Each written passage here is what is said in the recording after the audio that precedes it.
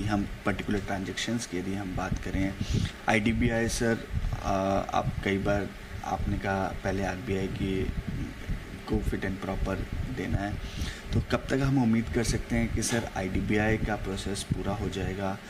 Shipping corporation of India, BAML, ये 3 जो आपने पहले स्टार्ट किए थे,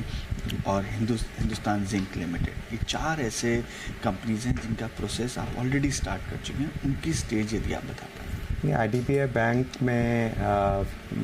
जो इनिशियल एक्सप्रेशन ऑफ इंटरेस्ट के बाद हमारे प्रक्रिया के मुताबिक उसको RBI के पास फिट एंड प्रॉपर के लिए ज़रूरी था, वो रेगुलेटर हैं, और उसकी प्रक्रिया ऑलमोस्ट कंप्लीट हो चुकी है। और उसमें अब हम अभी अगस्त प्रथम सप्ताह या द्वितीय सप्ताह तक हम उसको वर्चुअल डेटा रूम में हम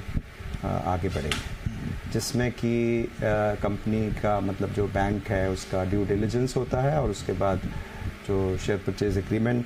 नेगोशिएट होता है, और फिर फाइनेंशियल बिड्स मंगाई जाती हैं। तो हमें आशा है कि हम इस फाइनेंशियल ईयर में फाइनेंशियल बिड मंगवा पाएंगे। शिपिंग कॉरपोरेशन ऑफ इंडिया में और BAML में जो प्रक्रिया थी वो जो core non core surplus assets के उसको पृथक करने की प्रक्रिया में जुड़ी हुई थी, क्योंकि वो नॉन कोर एसेट्स उस ट्रांजैक्शन के साथ नहीं जुड़े हैं, उनको अलग से, क्योंकि उनकी एक तो बहुत कीमत है, और वो मेट्रोज़ में हैं, बेंगलोर में हैं, BAML के बहुत मैसूरू में हैं, उसी तरह से शिपिंग कॉरपोरेशन ऑफ इंडिया के मुंबई में बिल्डिंग्स हैं, और दूसरा ट्रेनिंग इंस्टीट्यूट्स हैं, और अन्य जो हैं, जो कि एक ऑपरेशनल कंपनी के लिए वो उसके साथ जाने के लिए वो उपयोगी नहीं थे,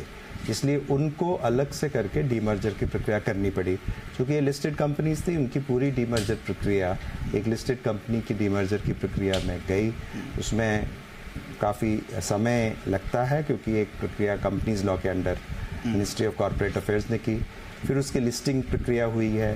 दोनों की लिस्टिंग हुई है, अभी भी कुछ transfer of documents state government की मदद से वो सब जारी है। मुझे लग रहा है कि ये कुछ फॉर्मेलिटीज़ हैं, कुछ ट्रस्ट के इश्यूज़ हैं, एम्प्लॉइज़ ट्रस्ट के इश्यूज़ हैं, पोस्ट मेडिकल का इशू है जो कि अलग करने में एक्चुअरियल वैल्यूएशन से करने का है, EPFO का है, ये सब जो मिनिस्ट्री ऑफ शिपिंग और डिपार्टमेंट ऑफ डिफेंस प्रोडक्शन है वो इन सब इश्यूज़ को देख रहा है, स्टेट गवर्नमेंट से बात कर रहे हैं, कंपनीज बात कर रही है, तो इसको सुलझ जाने पे इसके आगे प्रक्रिया ये बढ़ जाए। तो सर इस कैलेंडर ईयर में हम उम्मीद कर सकते हैं? हम कोशिश ये करेंगे, लेकिन हमारा एक्सपीरियंस ये भी रहा है कि हमारा जो टाइमलाइन है वो कई बार हमें आगे बढ़ाना पड़ता है, क्योंकि